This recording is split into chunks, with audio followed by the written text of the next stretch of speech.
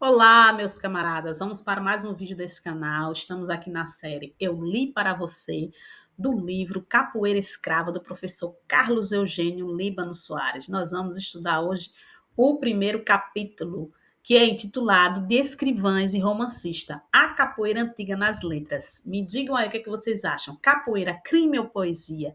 Capoeira era marginal ou herói? Qual o objetivo dessa aula de hoje? Explorar a representação da capoeira nas letras e na história. Esse capítulo foi dividido em duas partes. Nós vamos estudar hoje essa primeira parte, que ele vai falar dos romancistas, dos folcloristas, e depois nós vamos estudar a etimologia da palavra capoeira e a historiografia da capoeira. Então, já se inscreve no canal se não for inscrito, ativa o sininho para não perder nada e vamos continuar estudando por aqui. Ele fala capoeira na literatura e na história, né? O professor Carlos Eugênio abre o capítulo falando isso, que a história tem muito pouco tempo que estuda a capoeira.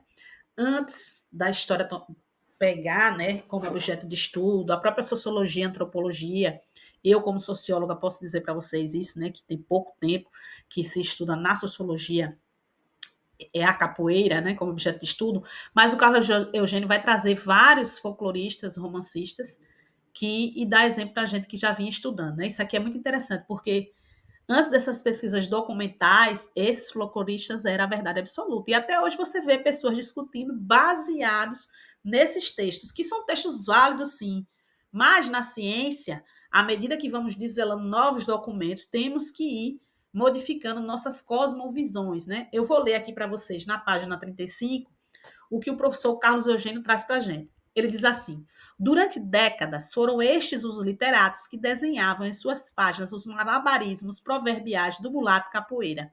A força descomunal do negro africano, o terror do punhal assassino na noite escura, por mais que orientados pelo olhar da autoridade repressiva, pelo ódio racial, pelo preconceito de classe, eles também deixavam passar, em momentos raros e sublimes, o elogio da coragem, da altivez, do dom de liderança, do companheirismo da malta. A gente pode perceber aqui como os capoeiras eram tratados naquela época. É muito interessante observar que a figura do mulato aparece como central em vários relatos. Isso, para mim, é mais um indício de que a capoeira é brasileira. Isso é muito interessante para mim, né? Que se ele se coloca o mulato no centro, né, das atenções. Mas nós vamos passar aqui para outro ponto que ele vai falar das maltas e desse companheirismo dessas maltas. Lá na frente, no livro, ele vai especificar bastante essa questão das maltas, mas nós vamos falar um pouquinho aqui que aparece nesse primeiro capítulo. Que mesmo com toda a repressão que era intensa, né, no século XIX, existia uma certa admiração pela coragem desses capoeiras. E mais do que isso, pela liderança que muitos exerciam dentro das maltas, que eram os grupos organizados de capoeira nas cidades, especialmente no Rio de Janeiro, porque aí ele encontra documento que mostra, né? Essas maltas tinham estrutura própria, códigos internos e, acima de tudo, um forte companheirismo. Isso é tão marcante que até hoje nós nos tratamos como camaradas. Eu gosto muito, né? Meus camaradas. Eu já falei um pouco sobre isso quando eu fui falar lá do meu livro, das configurações da capoeira em Sergipe no século XIX, né? Foi a minha pesquisa. Tá na playlist, se você quiser assistir. Se não assistiu ainda, eu vou deixar no final, na playlist do livro, que é Escorregar Não É Cair, é um jeito que o corpo dá. Em Sergipe, os relatos mostram essa ideia de camaradagem, né, entre os capoeiras. Era muito concreto, né? As autoridades se preocupavam com essa camaradagem, esse sentimento de coletividade, de proteção mútua, de estar lado a lado, é uma das grandes forças, né, da capoeira. É também um dos motivos pelos quais a capoeira sobreviveu, é por conta dessa camaradagem da ancestralidade que nós chegamos até aqui, mesmo com toda perseguição. Mas vamos voltar aqui para o professor Carlos Eugênio Líbano Soares. Ele vai falar que os registros de prisão, que mais tarde poderíamos chamar de registros dos escrivães, eram escritos pelos meirinhos dos tribunais. Então, antes da gente ter história feita por historiadores, feita pesquisa, a capoeira como objeto de estudo, a gente tinha nessas letras aí, por isso que ele fala letras na capoeira antiga, esses indivíduos. Eu trouxe aqui para vocês, não está no livro, mas eu trouxe para poder vocês irem entendendo, né? Quem eram os meirinhos? Eram oficiais de justiça, nas estruturas administrativas da coroa portuguesa, com funções que remontam à Idade Média. O nome deriva de maiorinos, termo latino que significa um oficial subordinado à autoridade real. Os meirinhos eram os braços executores do poder judiciário e administrativos. Eles eram, portanto, servidores da lei, mas também homens do cotidiano envolvidos em dramas humanos, testemunhas silenciosas da miséria, do conflito, da escravidão, da repressão e da resistência. Importa lembrar que esses meirinhos não atuavam num vácuo moral. Eles tinham a sua atuação ali a favor da lei. Eles buscavam, né, serviam a essa justiça e eles participavam dessas desigualdades profundas no Brasil escravocratas. Eles eram responsáveis por capturar escravos fugidos, esse é um dos exemplos, né, e trazer de volta os seus senhores, que poderia ser com ou sem brutalidade, porque eles tinham liberdade total. É um papel que os coloca também como uma das peças, né, nesse aparato da repressão social à capoeira. Mas vamos voltar aqui ao professor Carlos Eugênio. Carlos Eugênio Líbano Soares vai trazer um livro que é denominado Memórias de um Sargento de Milícias. Eu tenho ele aqui, não sei se dá para vocês verem. Não sei, acho que não, né? Tá meio desfocado. Tá aqui comigo. Se vocês quiserem que eu traga para vocês, eu já li. Vocês colocam aí nos comentários que eu trago. É um livro de Manuel Antônio de Almeida que trata do período joanino. Tá lá na página 36. Eu vou ler para vocês o que o Carlos Eugênio traz, né? Porque aí é uma literatura, né? Que ele fala principalmente que não tinha, não tem, né? Não tem, que a obra está aqui. Em Memória do Sargento Melícia, é a palavra capoeira de forma explícita. Então, o que ele fez? Ele fez o cruzamento das fontes, né? Como eu já falei sobre isso. Quando se pesquisa, é fundamental cruzar as fontes. Se eu tenho uma fonte literária, como por exemplo, agora no doutorado, eu estudo a capoeira na obra de Jorge Amado. Essas obras de Jorge Amado é minha fonte literária. No entanto, eu não posso me restringir apenas a Jorge Amado. Além do filósofo que eu utilizo, que é Júlio Deleuze, né, que é a minha base teórica, eu também preciso compreender o contexto histórico que a capoeira se configura no início do século XX, porque essas obras de Jorge Amado foi escrita no início do século XX. É importante entender que Jorge Amado era membro do Partido Comunista, que ele era profundamente envolvido com a política, que ele chegou a ser deputado. Em outra fase da vida, ele não era mais militante. Então, mais o que me interessa é o contexto social, estudar essa obra literária dentro desse contexto histórico e que ela foi escrita, que é ali no início do século XX. E também vou estudar a capoeira ali no início do século XX, certo? Mas vamos voltar aqui a Manuel Antônio de Almeida e a Carlos Eugênio. O que foi que Carlos Eugênio fez? Ele fez o cruzamento das fontes. Ele percebeu que o personagem principal, Chico Juca, dessa obra, apresentava características que cruzava com os documentos, né? E outras obras revelava os traços típicos desses indivíduos que eram identificados como capoeiras. Mesmo se eu usar o termo, né, capoeira, Manuel Antônio de Almeida construiu um personagem que se encaixa nesse perfil. Como já disse a vocês, o olhar treinado do pesquisador precisa estar atento, mesmo quando a palavra capoeira não aparece. Lembra lá na minha pesquisa? Quem não assistiu, assista, para vocês entenderem como foi que eu encontrei capoeira em Sergipe, certo? E aí você vai ver o contexto histórico, né? Por que está indicando a presença da capoeira. E aí eu posso depois trazer mais coisas dessa obra, mas eu vou ler o que o Carlos Eugênio diz para a gente. Ele diz bem assim: o Chico Juca, de Manuel Antônio de Almeida, era um profissional da desordem.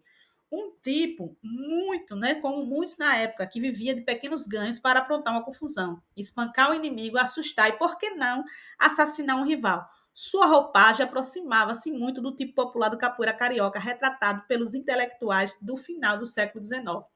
O que acontece é que, com o advento da República, começam a surgir diversos movimentos. A capoeira passou a ser reprimida e criminalizada.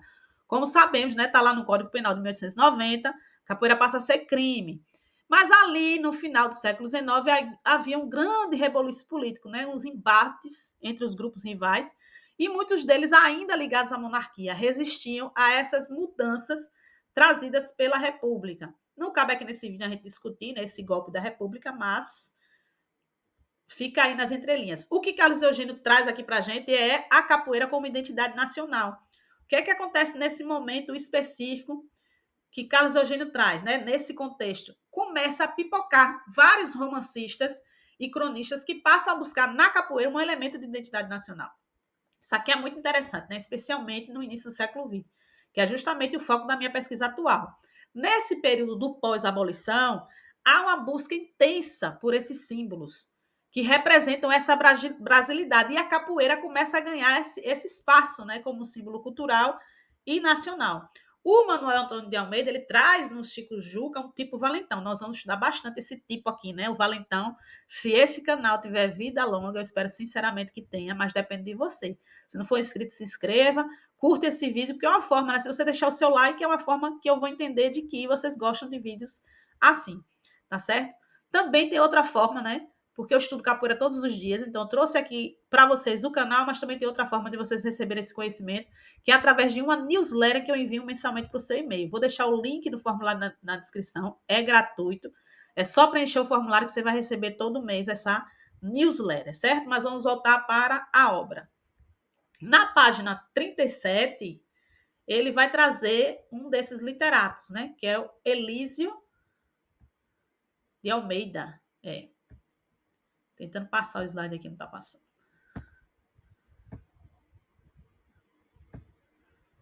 Ó, passou demais, tá vendo? Nós vamos trazer aqui o Elísio de Almeida.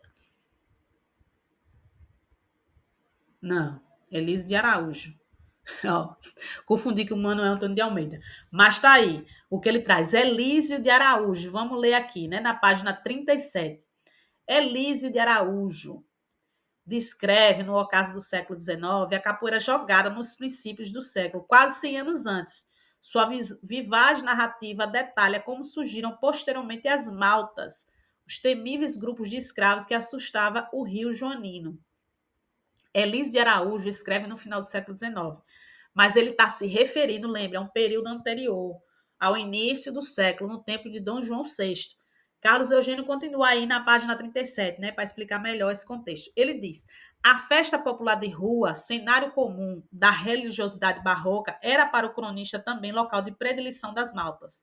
Não para assistir às inocentes cerimônias católicas, mas para resolver diferenças, atingir desafetos, realizar vinganças. Assim, o autor demonstra intimidade com a vasta e, na época, ainda não compilada documentação histórica sobre o tema. Vingança.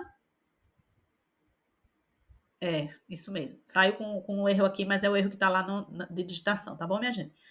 Mas esse Elísio de Araújo é muito importante e ele traz isso para a gente. No próximo slide, também ele continua com o Elísio de Araújo, né, na página 38, porque ele vai falar dessa documentação, apesar de ser vasta, né? É muito importante para a pesquisa histórica, esse cruzamento dos documentos, né? Que é obras literárias, registros policiais, jornais da época, tudo isso para você ter uma visão mais clara sobre a história da capoeira, né? Já tem um vídeo no canal, vou deixar aí no final para quem quiser assistir, quem não assistiu, sobre a pesquisa histórica, né? Como é que faz essa pesquisa histórica.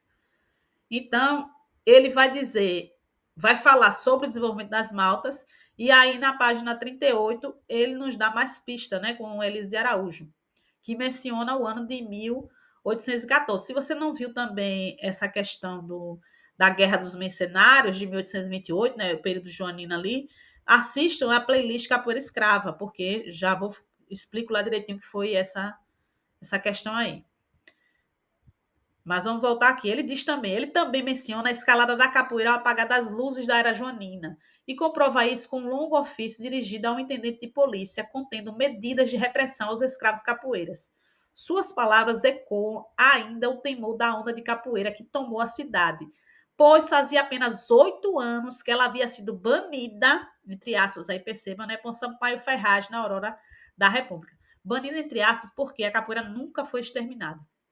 Na verdade, era esse o plano. Mas no início do século XX surgem figuras como Aníbal Lamarck, como o Senhorzinho, né? Entre outros. Se você quiser saber mais sobre esse assunto, clica na descrição para conhecer o e-book que eu criei, que eu trato desses assuntos e de vários outros sobre a história da capoeira. Mas quem foi Sampaio Ferraz? Ele foi o intendente de polícia do Rio de Janeiro. Tornou-se assim um ídolo, né, da repressão. Nos jornais da época, inclusive em Sergipe, né, que é a minha pesquisa em Sergipe, mencionava-se que precisava, encontrei várias notícias, precisava que a polícia de Sergipe se comportasse como Sampaio Ferraz no Rio de Janeiro com relação à capoeira, né? Porque tinha que ser rígido contra a capoeira como o Sampaio Ferraz no Rio de Janeiro. Ou seja, quando Elísio de Araújo fala da capoeira no início do século XIX, ele está escrevendo já influenciado por esse clima, né, repressivo da década de 1890. Imbuído daquele espírito de ordem e progresso, né? Vê o que está lá na nossa bandeira, né? Que marca esse nascimento da República. Em Sergipe, né, como eu trago no meu livro, havia uma preocupação com as maltas, mas eu não posso afirmar, porque eu não encontrei categoricamente lá que existiam as maltas em Sergipe, né? Mas como a gente precisa cruzar as fontes, né? Como já disse a vocês, no meu doutorado eu estudo a capoeira na obra de Jorge Amado, que é a minha fonte literária, que tem valor histórico. Ele vai descrever que pivetes de rua em Aracaju, né, vai mostrar, inclusive ele diz que se inspira, né, para fazer Capitães de Areia. Também esses relatos vai dialogar com documentos oficiais, como o relatório do presidente de província Graco Cardoso, que cita grupos de jovens, né, nas ruas de Aracaju. É possível que esses grupos tenham se configurado como núcleos de capoeiras, mas não tem como afirmar que era Maltas como no Rio de Janeiro, né? Mas vamos fazendo as nossas conjecturas, né? Vamos voltar para o Carlos Eugênio.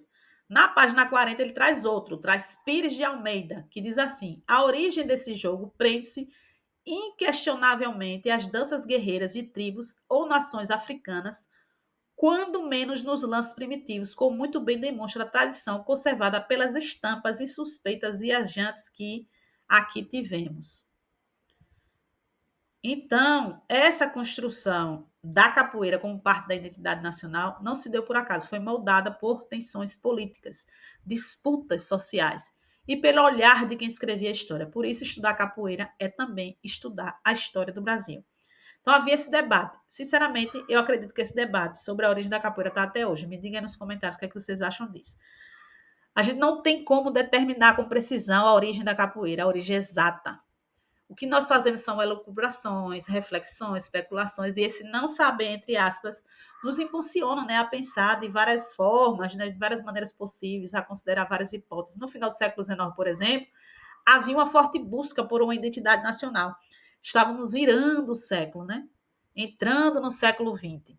E toda a virada de século, né, carrega esse espírito aí de reflexão, de transformação. Quem tem a minha idade, né, quem é mais ou menos da minha idade, vai se lembrar que na virada do século lá, no anos 2000, do século XX para o século XXI, a gente teve muitas revoluções, né? Inclusive a revolução tecnológica é mais gritante assim.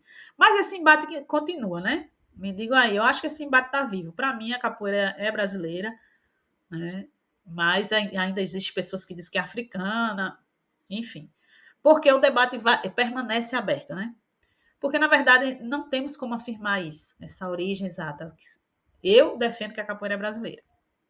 Porque, para mim, só foi possível nesse contexto sócio-histórico do Brasil. A forma como a escravidão foi feita aqui, né, foi diferente de outros lugares. O Brasil, inclusive, foi o país que mais trouxe africanos escravizados para as Américas. Então, por mais que a diáspora africana seja o elemento fundamental, né, não dá para negar a raiz africana, é no Brasil que essas influências, né, se transformam em capoeira. É um debate interessante, necessário. Carlos Eugênio vai trazer também outros autores, né? Entre eles, né, Hermeto Lima, que é mais um autor que ele traz aqui para nós. Na página, né, 40, 41, esse Hermeto Lima é bem interessante, né? Vamos lá. Ele diz assim: segundo os melhores cronistas, data a capoeiragem de 1770, quando por cá vice-rei Marquês do Lavrádio. Dizem eles também que o primeiro capoeira foi um tenente chamado João Moreira, homem richento, motivo porque o povo lhe apelidou de amotinado. Viam os negros escravos com amotinados, se defendia quando era atacado por 4 ou 5 homens e aprenderam seus movimentos, aperfeiçoando-os e desdobrando-os com outros e dando a cada um o seu nome próprio.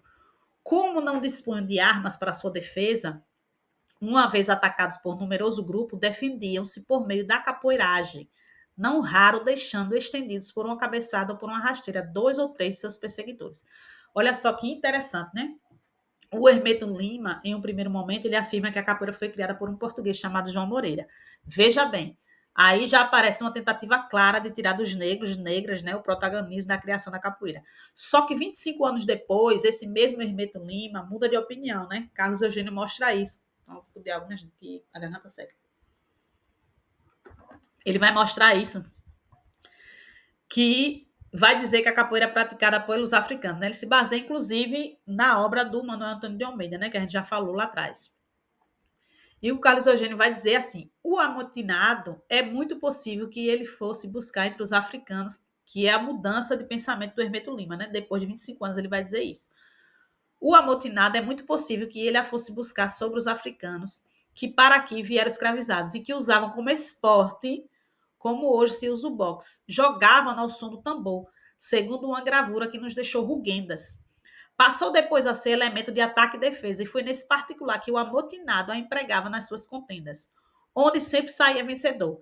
Tomou, porém, a capoeiragem outro rumo, e ao invés de esporte, passou a ser fonte de desordem, terror da população carioca. Ou seja, Hermeto Lima vai mudar de posição. Já não foi mais o português que criou a capoeira, mas sim os africanos escravizados que a praticavam como uma forma de jogo ou defesa.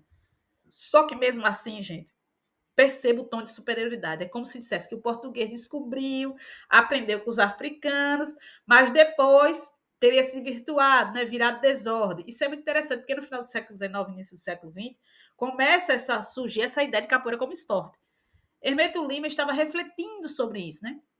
E, ao mesmo tempo, havia aquele estigma de que os negros escravizados levavam a prática para o caminho da bandidagem, como se dissesse assim, era uma brincadeira legal, essa capoeira, um jogo, mas aí os negros transformaram aquilo em violência, é uma visão carregada de preconceito. Então, nós precisamos estudar. Inclusive, na newsletter que eu enviei de março, eu coloquei uma citação de Charles Ribeiroles, né, que viu a capoeira acontecer lá, né, no século XIX. Ele descreveu a capoeira como uma dança física embalada pelo tambor. É importante lembrar, né? O berimbau não fazia parte da capoeira nesse início, né? Mas a música estava lá sim. A música é essencial à capoeira, a música sempre foi inerente à capoeira. Mas vamos voltar aqui ao Carlos Eugênio, quando ele fala do Hermeto Lima, ele vai dizer que é muito curioso nessa questão dele falar como esporte, da capoeira como esporte, mas é justamente por isso, né? Por conta do debate que estava ali no finalzinho do século XIX, início do século XX, né? É como é importante o contexto histórico, vocês percebam isso de quem está escrevendo. Charles Ribeiroles, ele viu a capoeira lá com os próprios olhos, né? Ele escreve sobre isso. Já Hermeto Lima, Elis de Araújo, Pires de Almeida, que são esses que nós estamos falando aqui, eles falam de períodos anteriores. Assim como eu, como Carlos Eugênio, a gente não estava lá, a gente não sabe, né? O que estava acontecendo no século XIX. A gente vai cruzando as fontes como pesquisadores que somos e vamos chegando a essas conclusões. Né? Eu usei o método indiciário do Carlos Ginsburg. Né? Assistam um vídeo sobre pesquisa histórica para vocês entenderem. Cada pesquisador vai usar um método. É isso que eu quero reforçar aqui. Né? Precisamos pensar nesse contexto e que havia essa discussão da capoeira como prática esportiva. Carlos Eugênio vai dizer que o foco da pesquisa dele é 1808 a 1850. Então, ele escolhe se concentrar nesse momento aí, né? E ele vai dizer que a capoeira é urbana. Aí vem a minha crítica, né? Com relação ao professor Carlos Eugênio Líbano Soares, não é uma crítica a ele, mas sim, quando ele pesquisou, não tinha outras pesquisas, agora nós temos, né, a minha em Sergipe, tem a do Gustavo em Alagoas, tem o professor Flávio Gomes, que trabalha com quilombos, e a gente vai perceber, né, esses movimentos de quilombos diferenciados em vários estados, Pinheiro Leal, Roberto no Maranhão, Figueiredo da Cunha, que nós vamos estudar, Bittencourt Marques, Antônio Liberac, vários mostraram dinâmicas diferentes. E aí eu não posso afirmar que a capoeira é urbana, né? Por conta dessas outras pesquisas, inclusive a minha pesquisa. Mas é assim mesmo, né? Porque, por exemplo, em Sergipe, os quilombos eram formados por ladrões de cavalo, ladrões de gado. Eles eram salteadores, eles não tinham necessariamente uma sociedade formada como tinha lá em Quilombo dos Palmares. Mas depois nós podemos conversar sobre isso, né? Em outros momentos. Porque, por exemplo, o Negro Fortes, que era sergipano, estava lá no quilombo da Jabaquara, em São Paulo, ajudando negros fugitivos, né? Ele lutava com cabeçadas e pontapés, né? E ali a gente pode ver elementos da capoeira. Então a ciência vai avançando, vai se renovando. No momento que o professor Carlos Eugênio escreveu, não tinha essas pesquisas, né? Não existia a minha, não existia outras pesquisas, então nada que a gente não possa, né? Não é uma crítica ao trabalho do professor, pelo contrário, para mim é uma inspiração, foi um dos melhores trabalhos que ele já li sobre capoeira, é um historiador fantástico que cobriu todo o século XIX, porque depois é, antes dessa obra, ele fez outra metade do século XIX com a Negrada Instituição, que é outro livro dele, muito maravilhoso. E aí ele vai trazer também um autor anônimo, né, para contrapor tudo isso que ele vem falando aqui, desses autores, né, que ele cita o nome, tem um autor anônimo que vai ter outra posição. Ele vai dizer assim, está na página 43. Nasceu, pois, a capoeira de uma necessidade imperiosa de defesa humana contra o ataque desumano. Eram exercícios de agilidade que faziam frente aos escravocratas que tentavam reaver os próprios pretos.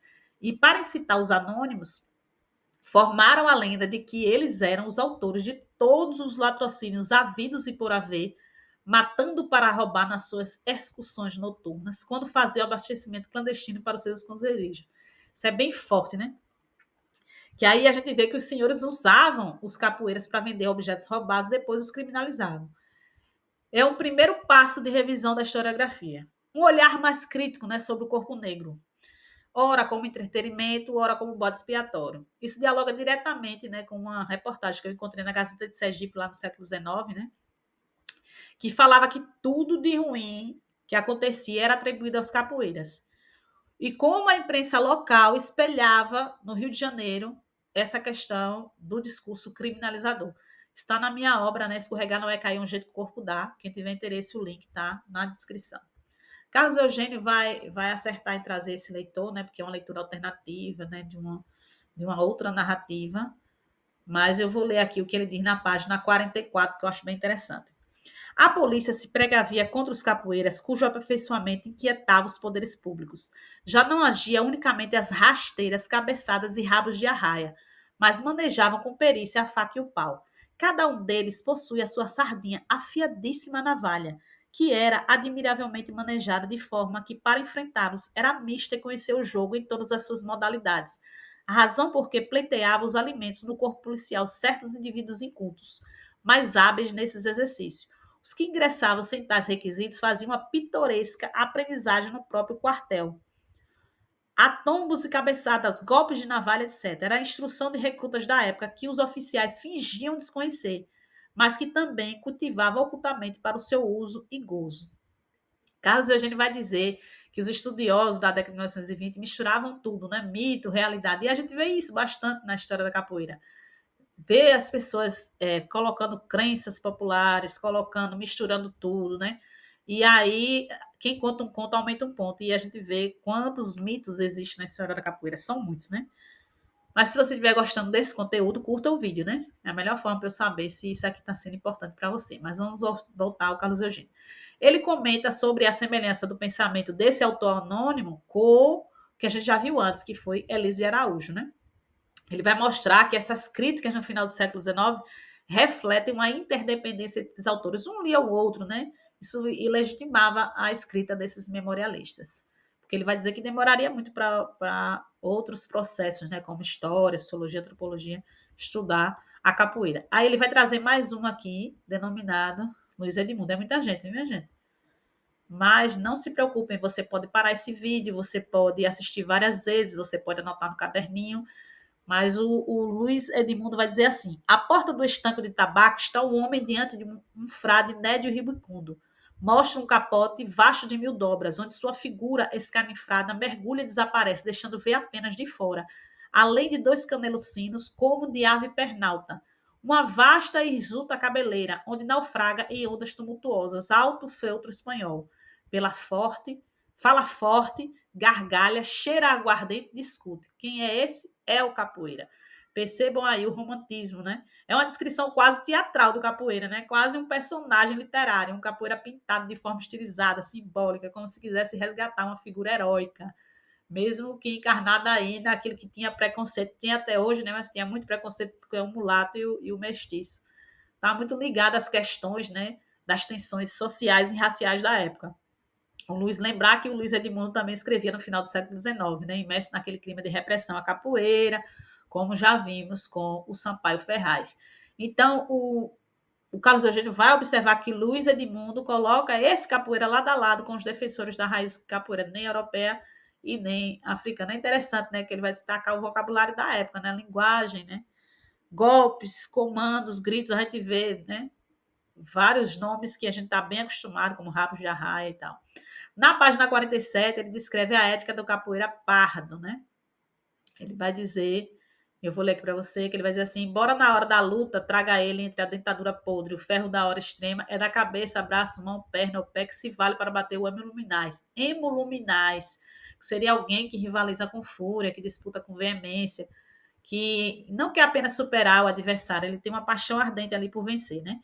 Mas ele vai dizer aqui que com a cabeça em meio aos pulos em que anda, tira a cabeçada sobre o ventre, olha, cabeçada, sobre o ventre com quem luta e o derruba. Com a perna lança a trave, o calço, né, mais dois golpes.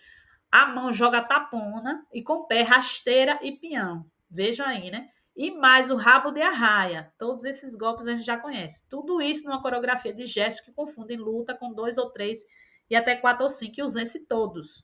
Quando os quadrilheiros chegam com suas armas, seus gritos de justiça sobre o campo da luta, nem traço mais se vê. O capoeira feroz que se fez novo, fumaça desapareceu. Isso mostra o quê? Como a capoeira, mesmo marginalizada, já era uma prática complexa, né, com a linguagem própria, valores, estética, história, né, que precisava e precisa ser contada, mas contada com cuidado. Por isso mesmo que eu preciso de você, que você continue aqui, dê o seu like, deixe seu comentário. E se não tiver inscrito, se inscreva no canal, né? As métricas diz que a maioria das pessoas que assistem não são inscritos. Vamos lá. Carlos Eugênio vai mostrar que o Selvagem Capoeira também tinha seu momento de descaso, né? Que eles descansavam, que eles apareciam nas festas, dançando, sorrindo. Ele vai dizer dessas partes do capoeira, né? Ele fala dessas festas e danças. Eu vou ler aqui para você. Na hora da paz, ama a música, a doçura sensual do brejeiro lundu, dança fofa, chocaína, sarambeque, pelos lugos onde haja vinho, jogo e mulatas. Frequenta os pátios das tabernas, os antros da maruja para os lados do arsenal. Use e abusa da moral da ralé, moral oblíqua, reclamando pelourinho, degredo e às vezes forca. Você quer saber mais sobre essa dança? Não dá para falar aqui, né? Nesse momento, dessas danças todas que ele cita aqui. Mas se você quiser saber mais, você coloca aí no comentário. Assim, desse mesmo jeito. Não vale no grupo do WhatsApp. Se quiser entrar no grupo de WhatsApp, pode entrar. Mas esse PDF eu criei para você com essas danças todas. Se você quiser, você vai escrever no comentário desse vídeo. Quero o PDF. Se você escrever, eu mando para você, certo? Se você quiser, para aqueles que desejam, né? Porque eu criei justamente para você que queira estudar um pouco mais. Esse assunto aí das danças me faz lembrar a dança dos tumbeiros, né? Um momento cruel que foi citado justamente lá no grupo do WhatsApp pelo camarada Alessandro. Muito obrigada, Alessandro, por levantar esse assunto, e nós acabamos discutindo lá, né, que essa dança dos tumbeiros lá no navio negreiro era uma prática forçada para que os corpos dos negros exportassem a viagem, né, dançava, mas em cima do chicote, né, a tumba flutuante precisava de corpos vivos para vender, mas como sempre, né, onde há dor também brota resistência. Eu vejo os traços dessa mandinga aí, né, o nascimento da capoeira, mas como eu disse, para mim a capoeira é brasileira, trazida, né, como é que eu vou dizer? A partir desses elementos todos, né? Mas entra lá no grupo do WhatsApp para entrar nessa roda do saber, o link vai ficar aí na descrição. Luiz Edmundo, né, segundo Carlos Eugênio, vai além, ele vai pintar um capoeira ajoelhado, ele vai falar do capoeira que tinha compaixão por aqueles que eles matavam, né? Que eles tinham humanidade. O Luiz Edmundo vai trazer esse romantismo com relação ao capoeira. Mas no próximo vídeo, o Carlos Eugênio, né, nós vamos tratar, ainda continuando no primeiro capítulo, ele vai tratar muito das rusgas etimológicas, que é a etimologia da palavra capoeira. Vai ser o próximo vídeo que nós vamos tratar dessa série, A Capoeira Escrava, né? Eu li para você, mas não substitui a leitura. Todos os links vão estar na descrição.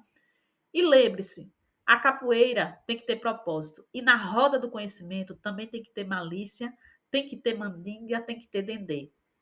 Axé, meus camaradas. Até o próximo vídeo.